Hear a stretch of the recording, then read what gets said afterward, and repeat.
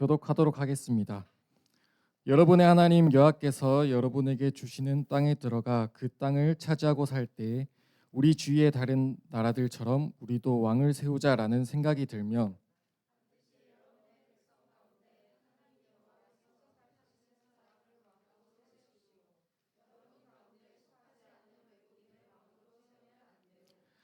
왕은 너무 많은 말을 가지면 안 되고 말을 더 사려고 이집트로 백성을 보내서도 안 돼요. 여호와께서는 여러분에게 그 길로는 다시 가지 말라고 말씀하셨소.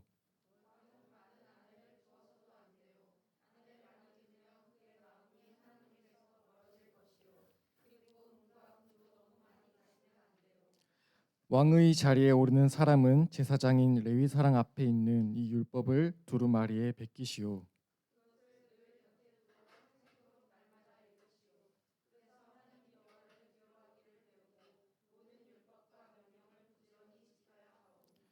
왕은 스스로 교만해지지 말아야 하며 이 계명을 떠나 오른쪽으로나 왼쪽으로 치우치지 말아야 하오. 그렇게 하면 그와 그의 자손은 오랫동안 이 나라를 다스릴 수 있을 것이요. 아멘. 다음으로 이제 PPT 화면 보고 사무엘상 8장 4절에서 7절 말씀 함께 읽도록 하겠습니다. 제가 먼저 읽습니다. 그래서 장로들이 모두 모여 라마에 있는 사무엘에게 왔습니다. 죄송합니다.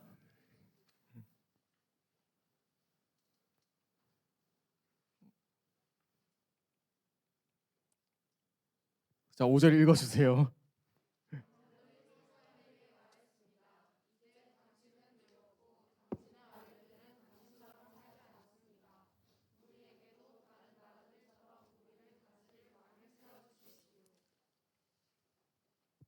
사무엘은 장로들의 이 말을 기쁘게 여기지 않았습니다.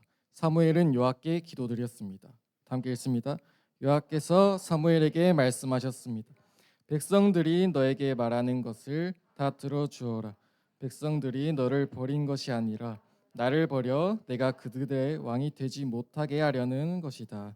아멘.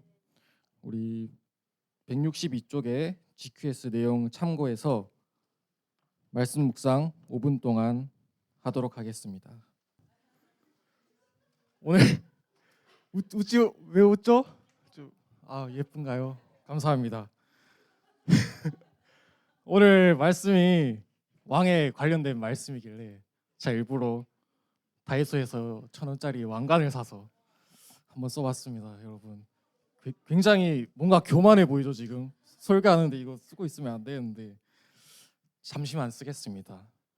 여러분이 말씀 묵상 잘했는지 한번 오랜만에 또 테스트를 해볼 텐데 맞추는 친구에게는 또 5,000원 상당의 기프티콘. 요새 너무 많이 뿌리는 것 같아요. 그래서 딱 오늘까지만 하고 당분간 자제하려고 하는데 기프티콘을 친히 제가 하사하도록 하겠습니다. 여러분. 자, 오늘 말씀에서 왕이 많이 가져서는 안 될 3가지를 말하고 있는데 뭔지 맞출 수 있는 친구 있나요? 책 보지 말고. 친구 이름 혹시 이름 뭐지? 뭐죠? 다인이? 다시 한 번만 말해주세요. 정답! 와, 정답입니다. 정답을 바로 맞춰버리네요. 이따가 카톡으로 보내드리겠습니다. 자, 이제 왕관은 잠시 벗고 자, 말씀 우리 함께 살펴보겠습니다. 오늘 우리가 함께 살펴본 이 신명기 말씀은 왕의 자격 조건에 대해서 설명하고 있는 말씀이에요. 조금 의아하죠? 광야 생활을 할 때 당시 이스라엘은 아직 왕이 없는 상태였어요. 모세는 이스라엘의 지도자였지 왕은 아니었습니다. 그런데 오늘 말씀에서는 하나님께서 이스라엘 너희가 왕을 세워야겠다고 느낄 때가 온다 이렇게 말씀을 하고 있어요. 14절을 보면은 이렇게 말하고 있습니다. 여러분의 하나님 여호와께서 여러분에게 주시는 땅에 들어가 그 땅을 차지하고 살 때에 우리 주위의 다른 나라들처럼 우리도 왕을 세우자라는 생각이 들면 아멘. 이스라엘 백성이 가나안 땅을 차지하고 살 때 다른 나라들처럼 왕을 세워야겠다라고 느끼는 때가 올 거라고 하나님이 말씀하고 있어요. 그렇게 되어서 이스라엘이 왕을 세울 때 이렇게 하라라고 명령하는 말씀이 오늘 말씀입니다. 먼저 15절을 살펴보면 왕의 자격 조건을 두 가지로 말을 하고 있습니다. 첫 번째, 하나님께서 선택하시는 사람이어야 된다. 두 번째, 외국인이 아니라 이스라엘 사람이어야 한다. 이렇게 말을 하고 있고, 이어서 16절, 17절에는 아까 친구 이름 또 까먹어 버렸네. 다인이 미안해요. 자, 세 가지 금기 사항을 말하고 있습니다. 첫 번째, 말을 많이 보유하면 된다. 두 번째, 많은 아내를 두면 안 된다. 세 번째, 많은 은금을 소유하면 안 된다. 이렇게 말을 하고 있습니다. 여러분, 이게 우리 상식으로 한번 생각해 봤을 때 조금 말이 안 되는 것 같지 않나요? 한 나라의 왕이라면 그래도 말은 좀 많이 가지고 있는 게 좋죠. 그래야 군사력이 또 올라가니까. 그리고 아내도 여러 명을 두는 게 좋죠. 이런 말 요새 하면 좀 이상하게 들릴 수 있는데, 여러분 조선시대 한번 생각해봐요. 조선시대에 왕들이 왜 그렇게 후궁들을 많이 두었을까요? 후궁을 많이 두어야 아들을 많이 낳고 그만큼 이제 왕위 계승을 하기가 수월하니까 그랬죠. 그리고 왕은 또 돈이 좀 많아야지 또 폼이 좀 나잖아요. 그래도 한 나라에서 최고 권력을 가지고 있는데 누구보다 돈이 많아야 폼이 나잖아요. 그런데 하나님께서는 세상 왕들이라면 이렇게 당연하게도 지킬 이 세 가지 요소를 오히려 금지하고 계세요. 그리고 18절, 19절에는 왕이 반드시 지켜야 할 내용을 알려줍니다. 우리 18절, 19절을 함께 읽어봅니다. 시작. 왕의 자리에 오르는 사람은 제사장인 레위 사람 앞에 있는 이 율법을 두루마리에 베끼시오. 그것을 늘 곁에 두고 평생토록 날마다 읽으시오. 그래서 하나님 여호와를 두려워하기를 배우고 모든 율법과 명령을 부지런히 지켜야 하오. 아멘. 지금 하나님께서 왕에게 명령하는 게 뭐냐면 자기 공책 펴가지고 율법을 열심히 뺏겨 쓰라 이렇게 말을 하고 있습니다. 그리고 그걸 맨날 옆에 두고 맨날 밤낮으로 열심히 읽으라고 말을 합니다. 왕한테 지금 다른 공부를 하라고 하는 게 아니에요. 어떻게 하면은 나라 경제를 살릴 수 있을지 공부 좀 하고, 외교는 어떻게 할지 공부 좀 하고, 이런 걸 명령하는 게 아닙니다. 왕한테 단지 하나님의 말씀을 공부하라 이렇게 명령하고 있어요. 또 20절에는 왕은 교만하면 안 된다. 그리고 말씀을 잘 지켜야 한다. 그러면 이스라엘을 오랫동안 다스릴 수 있을 거다라고 말합니다. 이 말씀을 통해 우리는 무엇을 알 수 있을까요? 하나님께서는 이스라엘에게 세상의 왕의 모습과는 다른 왕을 원하고 계십니다. 하나님은 왕을 세우는 것, 즉 조금 어려운 말로 하면 왕정 제도를 허락하셨어요. 시대의 변화에 따른 왕정 제도가 필요한 날이 올 거라고 말씀을 하고 계세요. 그런데 이스라엘 왕은 세상의 왕과는 모습이 달라야 된다 이렇게 말하고 계십니다. 다른 이방 나라들의 왕의 모습은 어떻습니까, 여러분? 왕이 신격화되죠. 왕이 막 추앙을 받습니다. 제가 아까 왕관을 쓰고 있었던 것처럼 막 포스 있어 보이고 좀 그래 보이지 않았나요? 맞죠? 좀 그렇게 보이죠? 감사합니다. 그런데 하나님은 그런 왕을 원하신 게 아니에요. 겸손하게 하나님 앞에서 종으로 섬기는 왕의 모습을 원하신 거예요. 진정한 왕이신 하나님을 인정하는 왕이 세워지길 바란 것이죠. 그렇다면 여러분, 이렇게 하나님께서 왕의 제도를 허락해 주셨는데, 그래서 이스라엘 첫 번째 왕이 누군가요, 여러분? 첫 번째 왕 누군지 다들 아나요? 네? 사울이죠, 여러분. 여러분 서울에 살면서 사울을 모르면 안 되죠. 자, 아무튼 진정하시고, 신명기의 배경에서부터 약 350년 정도가 흘러 사울이 이스라엘의 초대 왕으로 세워집니다. 오늘 함께 살펴본 사무엘상 8장 말씀은 사울이 이스라엘의 초대 왕으로 세워지기 전에 있었던 배경을 설명하고 있습니다. 당시 이스라엘에서는 사무엘이 이스라엘의 마지막 사사로 이스라엘을 통치하고 있었을 때입니다. 여러분 사사는 알죠? 사사 많이 들어봤죠? 사사 했는데 16 이러면 안 됩니다. 자, 여러분이 많이 들어왔던 기드온, 삼손 이 사람들이 사사였습니다. 그런데 이 사사는 왕들이랑은 조금 다른 역할이었어요. 아무튼 사무엘이 사사로 이스라엘을 다스리고 있었는데 사무엘이 나이가 많아서 늙어버렸습니다. 그래서 사무엘은 자기 아들들이 자기 대를 이어서 사사의 역할을 해주길 기대하고 있었어요. 그런데 아들이 막 뇌물을 받아가지고 재판을 똑바로 안 하니까 장로들이 와서 사무엘에게 이렇게 말을 합니다. 우리 8장 5절의 말씀 함께 읽어봅시다. 시작. 장로들이 사무엘에게 말했습니다. 이제 당신은 늙었고 당신의 아들들은 당신처럼 살지 않습니다. 우리에게도 다른 나라들처럼 우리를 다스릴 왕을 세워주십시오. 아멘.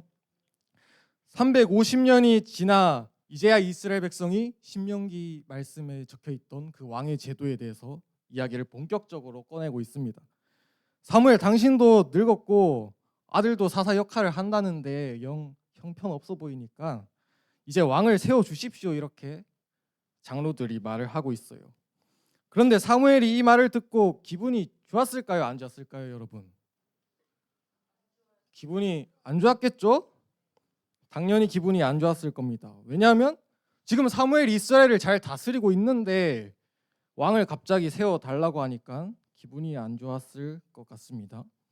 사무엘은 자신을 장로들이 무시하는 것 같은 느낌을 받았을 거예요. 6절 말씀을 보세요. 제가 읽습니다. 그래서 사무엘은 장로들의 이 말을 기쁘게 여기지 않았습니다. 사무엘은 여호와께 기도드렸습니다. 아멘. 그래서 사무엘은 하나님께 기도하기 시작합니다. 그러자 하나님께서 사무엘에게 이렇게 응답을 해주십니다. 8장 7절의 말씀 함께 읽습니다. 여호와께서 사무엘에게 말씀하셨습니다. 백성들이 너에게 말하는 것을 다 들어주어라. 백성들이 너를 버린 것이 아니라 나를 버려 내가 그들의 왕이 되지 못하게 하려는 것이다. 아멘. 여러분 이 말씀을 딱 보고 하나님이 지금 이스라엘이 왕을 세우려고 하는데 하나님이 지금 허락해 주시나요? 아니면 거절하고 계시나요? 허락을 하고는 있죠? 허락은 하고 계시는데 뭔가 뒤에 찝찝한 말씀을 덧붙이십니다. 사무엘아, 너는 지금 네가 백성들한테 버림받았다고 생각하는데 그게 아니다. 백성들은 너를 버린 게 아니라 나를 버렸다. 그래서 내가 이스라엘의 왕이 되지 못하게 하려는 것이다. 이렇게 말씀을 하십니다. 왜 하나님은 이스라엘 백성에게 왕의 제도를 신명기에서는 막 말씀을 하셨으면서 이제 이스라엘이 막 왕을 세우려고 하니까 이렇게 뒷북을 치는 것 같은 말씀을 하시는 걸까요? 왕의 제도가 잘못된 것일까요? 그것은 아닙니다. 왕의 제도는 아무런 문제가 없었어요. 물론 왕을 세운다는 것은 아주 조심스럽고 위험한 일이었습니다. 하지만 하나님은 분명히 신명기 말씀에서 왕을 세우는 것을 허락하셨어요. 문제는 뭐냐면 바로 왕을 세우려는 이스라엘 백성의 마음 중심이었습니다. 우리 5절의 말씀을 다시 보세요. 우리에게도 다른 나라들처럼 우리를 다스릴 왕을 세워주십시오. 그리고 20절에도 비슷한 말씀이 나옵니다. 왕이 있으면 우리도 다른 모든 나라들처럼 모든 나라들과 같게 됩니다. 이렇게 말을 하고 있어요.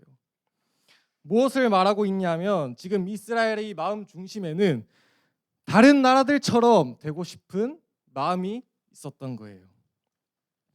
여러분 이스라엘이 어떤 나라인가요? 하나님께서 특별히 사랑하셔서 선택한 민족, 선민이라고 우리가 말을 하죠. 이스라엘 민족은 하나님의 명령을 따라 살기로 시내산에서 하나님과 약속을 했다고 우리 지난주에 살펴봤습니다. 그리고 이스라엘은 하나님의 다스림 아래에서 계속해서 살아갔습니다. 그런데 시간이 지나자 이 이스라엘 백성들의 눈에 이제 다른 나라들이 조금씩 보이는 거예요. 하나님 없이도 잘 살아가는 것 같은 다른 나라들이 눈에 보입니다. 그들은 하나님이 왕으로 다스렸던 이스라엘과 다르게 사람을 왕으로 세우고 그 인간 왕의 다스림을 받았습니다. 게다가 그들의 국력은 이스라엘보다 더 강해 보이기도 했습니다. 그런데 이스라엘은 하나님의 다스림 아래에서 살아간다고 하지만 여전히 강대국의 틈 속에서 끊임없는 불안 속에 빠져 살고 있었습니다. 그러자 그들의 생각 한편에 이런 마음이 드는 것입니다. 야, 우리도 저 다른 나라들처럼 우리도 인간 왕을 한번 세워볼까? 이런 마음이 스물스물 드는 것이죠. 그런데 그 생각은 아주 위험한 생각이었습니다. 단순히 왕을 세우려 한 것이 문제가 아니었습니다. 신명기 말씀에서 요구한 왕은 하나님의 말씀 앞에 겸손히 서 있는 왕이었습니다. 그런데 지금 이스라엘 백성이 원한 왕은 그런 왕이 아니었어요. 이스라엘 백성이 원한 왕은 하나님을 대신하는 왕이었습니다. 이스라엘 백성 스스로 이제는 하나님을 대신하는 왕을 세워서 하나님의 다스림 아래에서 벗어나고자 한 것입니다. 이스라엘은 자신의 눈앞에 닥친 현실의 문제 앞에서 하나님을 의심하기 시작합니다. 그리고 이스라엘은 자신이 가지고 있던 이 하나뿐인 왕관을 하나님의 머리에서 벗겨버립니다. 이스라엘은 하나님의 다스림을 거부했습니다. 우리도 이스라엘 백성들처럼 세상 속에서 살며 세상 사람들의 삶의 모습을 봅니다. 하나님을 믿지 않고 살아가는 사람들의 모습은 어쩌면 꽤 괜찮아 보이기도 합니다. 하나님을 믿으며 산다는 내 모습이나 하나님 모르고 살아가는 우리 친구들의 삶이나 별반 차이가 없어 보입니다. 하나님을 믿는다고는 하지만 믿지 않는 친구들보다 특별히 나아 보이는 게 있어 보이지도 않습니다. 그러다 보면 나도 모르게 하나님을 왕으로 모시고 살아가는 나의 삶에 의심이 들기 시작합니다. 뭔가 괜히 바보같이 살아가는 것 같습니다. 피곤한 몸을 이끌고 주일 아침마다 예배를 드리고 수련회도 가야 되고 전도사님은 매주마다 제자 훈련 하자고 집착하고 카톡으로도 연락하고 말이죠. 그렇게 또 토요일에 나와서 또 교회에서 말씀 공부하고, 그런데 이렇게 살아가는 것보다 세상 친구들처럼 살아가는 모습이 더 좋아 보이기도 합니다. 뭔가 더 자유로운 모습 같아서 부럽기도 하고 세상 친구들의 모습을 따라 살아가는 것이 맞지 않나 이런 생각이 들기도 합니다. 그러면 어느새 우리 마음속에 하나님 다스림 아래를 벗어나고자 하는 마음이 조금씩 올라옵니다. 또한 우리는 하나님의 자녀라는 정체성을 잊어버리고 세상 친구들의 모습을 똑같이 따라서 살고 있진 않은지 돌아봐야 합니다. 교회 문 밖을 나가서 학교에서 학원에서 우리들의 삶은 어떻습니까? 하나님의 자녀다운 생각, 하나님의 자녀다운 말, 하나님의 자녀다운 행동을 하면서 여러분은 살아가고 있습니까? 아니면 하나님의 자녀라는 그 정체성을 버리고 믿지 않는 친구들이 하는 생각과 말과 행동을 그게 조금 있어 보인다는 이유로, 그렇게 해야 친구들과 친하게 지낼 수 있다는 이유로 그거를 따라가고 있지는 않습니까? 하나님의 자녀라는 정체성을 숨긴 채 세상 친구들의 모습을 부러워하면서 그렇게 살아가고 있지는 않나요? 우리는 바로 지금 우리의 삶을 돌아볼 필요가 있습니다. 여러분은 하나님의 다스림 아래에서 살아가고 있습니까? 아니면 하나님의 다스림을 벗어나려고 하고 있습니까? 여러분이 믿는 하나님에게는 왕관이 씌어져 있나요? 아니면은 왕관이 저 멀리에 버려져 있나요? 이제 말씀을 맺겠습니다. 우리는 하나님만을 나의 왕으로 인정하고 살아야 합니다. 그리고 하나님의 다스림 아래에서 살아야 합니다. 우리가 버린 그 왕관을 다시 우리의 왕이요 우리의 주인 되신 하나님의 머리에 씌워 드립시다. 그래서 우리 모두 하나님의 다스림 아래에서 살아가는 중등부 친구들 되기를 바랍니다. 우리 함께 찬양하도록 하겠습니다.